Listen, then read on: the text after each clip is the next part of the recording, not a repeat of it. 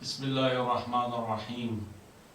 Alhamdulillahi Rabbil Alamin. Wassalatu wassalamu ala Sayyidina wa Nabiyyina Muhammad wa ala alihi tayyibin tahirin wa sahbihi al-muntajibin wa ala jami' al-anbiya illahi wal mursalin. Me emrin e Allahut të gjithë mëshirshëm dhe shpëlotit, falënderimet më të sinqerta janë për Allahun e madhruar. Paqja e bekimet e Allahut qofshin mbi profetin Muhammed, mbi familjen e tij të pastër, mbi shokët e tij të zgjedhur, dhe mbi të gjithë të dërguarit dhe profetët e Allahut. Të dashur vëllezër dhe motra, ju përshëndes me përshëndetjen e bukur islame. Selamun alejkum wa rahmatullahi wa barakatuh. Paqja, bekimet, mirësitë dhe mëshira e Allahut qofshin mbi ju. Në ajetet 9 dhe 10 të surës Yunus, Allahu i madhruar thot: Bismillahirrahmanirrahim.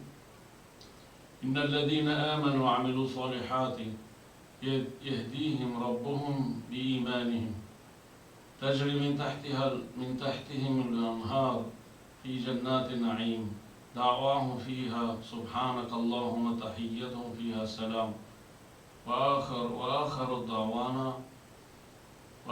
دعوانا أن الحمد لله رب العالمين. Vërtet, ata që besojnë dhe bëjnë vepra të mira, Zoti i tyre do t'i uzojë në rrugë të drejtë për shkak të besimit të tyre. Nënta do të rrjedhin lumej në xhenetet e kënaqësisë, dhe lutja e tyre do të jetë qofshi i lavdëruar o Zot, përshëndetja e tyre do të jetë selam, paqë, dhe lutja e fundit e tyre do të jetë falënderuar qoftë Allahu i botëve. Këto dy ajetet e begata na mësojnë se rruga drejt lumturisë së përjetshme kalon përmes besimit të sinqert, veprave të mira dhe zemrës mirënjohëse. Ai që jeton me këto cilësi në këtë botë, do të përjetojë paqen e përhershme dhe lavdërimin e Allahut në botën tjetër. Për sot do të flasim për rreth temës bekimet e besimit në jetën e kësaj bote. Nuk ka dyshim se lidhja e njeriut me krijuesin e tij përmes besimit në të dërguarit e tij në libra dhe në engjëjt, kjo lidhje e vendos njeriu në kujdesin dhe mëshirën e gjerë të Allahut fuqiplot. Kjo lidhje pra me krijuesin i sjell njeriu mirësi dhe bekime të shumta, të cilat Allahu ua ka premtuar besimtarëve në Kuranin e Shenjtë. Sa më shumë i afrohet robi Zotit të tij, aq më shumë afrohet Zoti me të dhe e shpërblen me shpërblim më të mirë se veprat e mira të tij. E shpërblen me bujari dhe begati të pakufishme. Besimi është çelësi me të cilin njeriu i hap dyert e qiellit për mirësi e begati dhe me të cilin njeriu mbyll mbi veten dyert e vuajtjeve dhe dënimit, qoftë në këtë botë apo në botën tjetër. Besimi është pema e mirë që jep fryte në çdo kohë me lejen e Zotit. Ai i mbulon besimtarët me qetësi dhe ngrohtësi dhe i mbron ata nga frika e pasiguria. Besimi është lidhja më e lartë që njeriu mund të ketë me Zotin e tij dhe është veprimi më fisnik që njeriu mund të bëjë gjatë jetës së tij. Kushdo që i vëren me kujdes ajetet e Kuranit të Shenjtë, do të shohë se Allahu i lartësuar na flet për shumë bekime që u jep njerëzve besimtar në këtë jetë. Pra, shumë bekime të besimit në këtë jetë. Ato bekime janë: bekimi i parë i besimit në këtë jetë është udhëzimi i drejtë së vërtetës. Allahu i lartësuar thot në ajetin 54 të surës Hajj: vërtet Allahu i udhëzon ata që besojnë drejt rrugës së drejtë. Kjo do të thotë se Allahu i madhruar i përfshin robët e tij besimtar me ndihmë dhe sukses të vazhdueshëm në këtë jetë, duke u ndriçuar atyre rrugën e drejtë kur gjërat bëhen të paqarta. Besimi drejton zemrat e lëkundura drejt së vërtetës dhe udhëzimit. Gjithashtu, Allahu i madhruar në ajetin 11 të surës Taghabun thot: "Dhe kush beson në Allahun, ai pra Allahu ja udhëzon zemrën e tij. Allahu është i dijshëm për çdo gjë." Ajeti thekson se Allahu i fuqiplot i udhëzon besimtarët për shkak të besimit të tyre. Kjo tregon se besimi i vërtet nuk është vetëm bindje në zemër, por është edhe burim që frymëzon veprime të drejta dhe të mira. Kur njeriu ka besim të sinqert, Allahu ja ndriçon zemrën dhe ja tregon rrugën e drejtë. Bekimi i dytë i besimit në këtë jetë është jeta e mirë. Pra besimtari jeton një jetë të mirë. Në ajetin 97 të surës Nahl, Allahu i madhruar thot: "Kush bën vepra të mira, qoftë mashkull apo femër dhe është besimtar, ne do t'i japim atij një jetë të mirë." Ky është një premtim i Allahut fuqiplot për të gjithë besimtarët e sinqert, burra dhe gra. Qëllimi me thënien jetë të mirë nuk është vetëm pasuria dhe bollëku material, por lumturia shpirtërore, qetësia e zemrës dhe gëzimi që buron nga afërsia dhe kënaqësia me Allahun. Bekimi i tretë i besimit në këtë jetë është mbrojtja dhe kujdesi i Allahut. Allahu i madhruar thot në ajetin 38 të surës Hajj: "Allahu mbron ata që besojnë." Në ajetin 257 të surës Bekare, Allahu thot: "Allahu është mbrojtës i atyre që besojnë, i nxjerr ata nga errësirat në dritë." Gjithashtu, në ajetin 11 të surës Muhammed sallallahu alaihi wa alihi, Allahu i madhruar thot: "Kjo është sepse Allahu është mbrojtës i atyre që besojnë, ndërsa mohuesit nuk kanë asnjë mbrojtës." Këtu shihet qartë se besimtarët janë në kujdesin e drejtë për së drejtë të Allahut, i cili i udhëzon, i mbron dhe i shpëton nga errësirat e ignorancës dhe të mëkatit. Besimi i ruan ata nga dredhita e armiqve, u azbulon kurthet dhe komplotet e tyre, u aqarson të vërtetën, u lehtëson çështjen që janë në dobi të tyre dhe i përhap virtytet e tyre në ndër njerëz. Gjithashtu, në ajetin 26 të surës Anfal, Allahu i madhruar thotë: "Dhe kujtoni kur ishit pak në numër, të dobët në tokë, që friksoheshit se njerëzit do t'ju sulmojnë, e ai pra Allahu ju strehoi, ju përkrahu me ndihmën e tij." Pra në këtë ajet përmendet mbështetja e Allahut për besimtarët. Dhe kjo mbështetje është e vazhdueshme.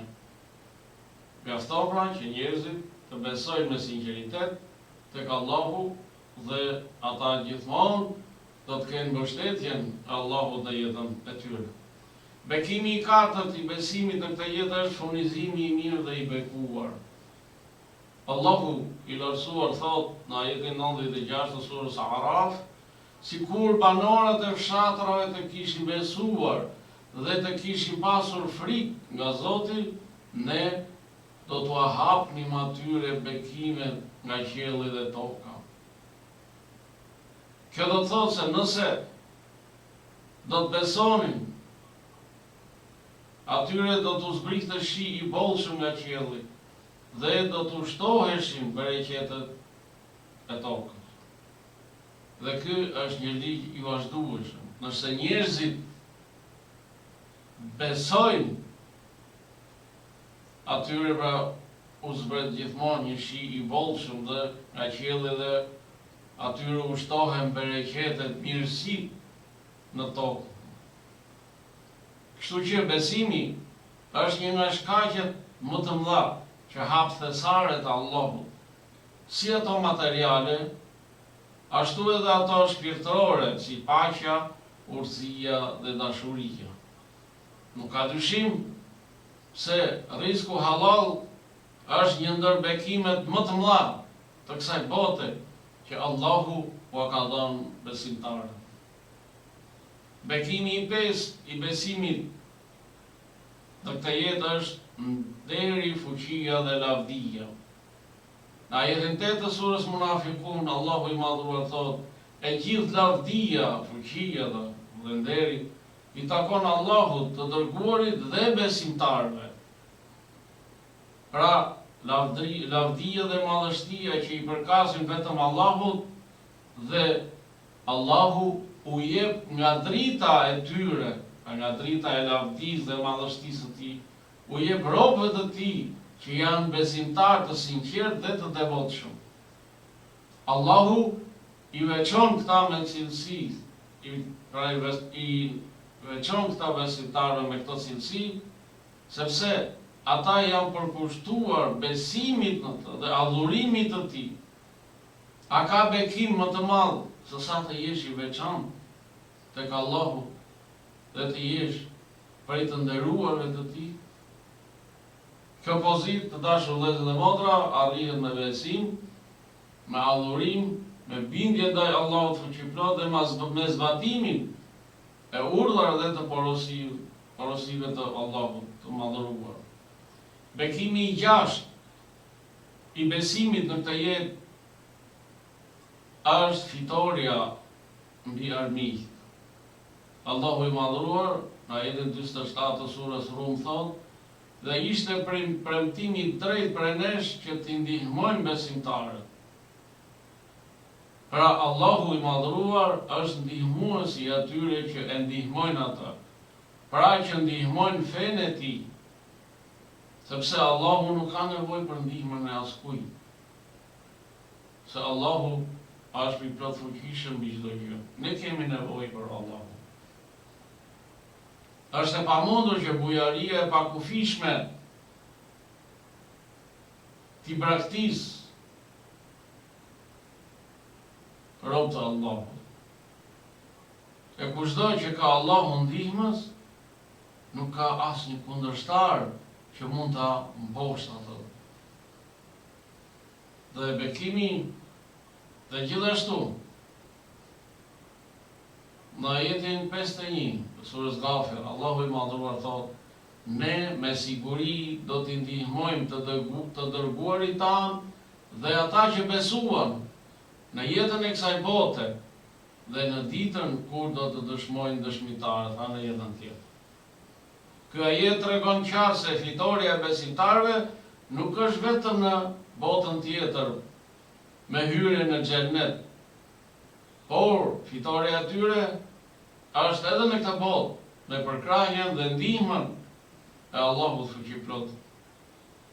Ndërsa në ajetin 7 të surës Muhammed sallallahu alaihi wa alihi, Allahu i madhëruar thotë: o ju që keni besuar, nëse e ndihmoni Allahun, ai do t'ju ndihmojë dhe do t'ju forcojë këmbët tuaja.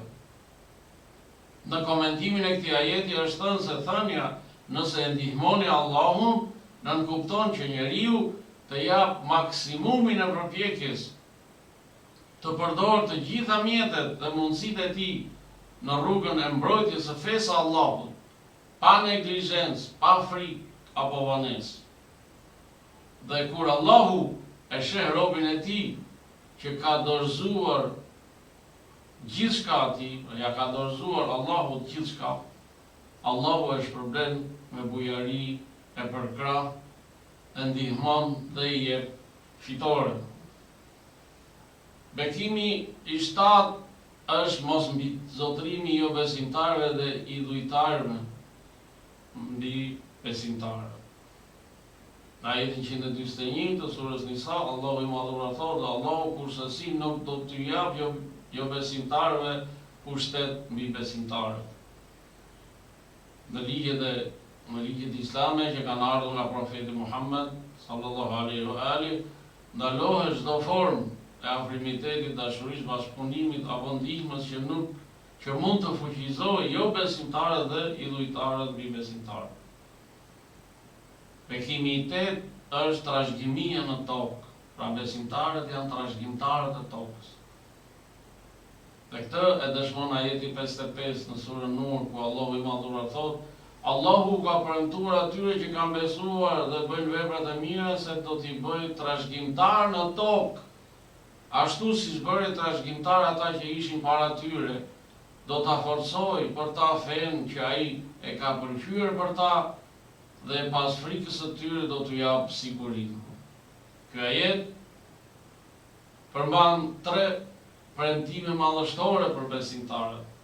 Premtimi i parë, trashëgiminë e tokës, që do të thotë vendosjen e sundimit të drejtë të përfaqësuesve të Allahut në tokë. Premtimi i dytë, fuqizimin e fesë islame, sepse Islami është feja që Allahu e ka pëlqyer për njerëzit dhe është e vetmja fe e pranuar tek ai. E premtimi i tretë është ndërimin e gjendjes së frikës me siguri, duke kthyer shoqërinë e tyre në një shoqëri të qëndrueshme dhe të sigurt. Bekimi i nëntë dhe i fundit i besimit në këtë jetë është qëndrueshmëria në sprova dhe vështirësi. Në ajetin 51 të surës At-Tauba, Allahu i Madhruar thotë: thuaj, neve nuk na godet asgjë përveç asaj që Allahu e ka caktuar për ne. Ai është mbrojtësi ynë dhe besimtarët le t'i mbështeten Allahut. Besimtari është i bindur se nga Allahu nuk vjen vetëm se e mira. Ai beson se çdo gjë që Allahu dëshiron është në të mirën e tij dhe çdo gjë që ai ja ndalon është për ta mbrojtur nga një dëm që vetëm Zoti e din. Prandaj besimtari qëndron i patundur përballë vështirësive, i fortë në besimin e tij dhe i dorëzuar me bindje ndaj vullnetit të Allahut fuqiplot. Të dashur vëllezër dhe motra, njeriu ka nevojë për krijuesin e tij në çdo moment të jetës. Besimi në Allahun i krijon njeriu një lidhje të fortë mes tij dhe krijuesit, Allahut të Madhëruar. Nuk mjafton që dikush të thotë, unë jam besimtar, ndërkohë që veprat e tij nuk janë në përputhje me besimin e tij. Besimi në Allahun e gjallëron jetën e njeriu, i jep atij shpresa në këtë jetë, ja lumturon atij jetën dhe ja ndriçon rrugën e kësaj jete. Një shoqëri pa besim në Allahun i janë një xhungle në të cilën sundon më i forti dhe jo më i miri, më i dituri, më i devotshmi dhe më besimtari. Besimi është burimi i të gjitha mirësive në këtë botë. Udhëzimi është pra burimi i udhëzimit, i qetësisë, i kujdesit hyjnor dhe i furnizimit të bekuar. Kush e forcon lidhjen me Allahun përmes besimit, ai hyn në mbrojtjen hyjnore, ku çdo hap i tij udhëhiqet nga drita, çdo vështirësi kthehet në lehtësi dhe çdo humbje në fitim shpirtëror. Allahu na bëhet për besimtarëve të devotshëm e të sinqertë në këtë jetë. Allahu ju ruajt ju, familjet tuaja, kudo që t'jeni. Assalamu alaikum wa rahmatullahi wa barakatuh. Paqja, bekimet, mirësi dhe mëshira Allahut qofshin mbi ju.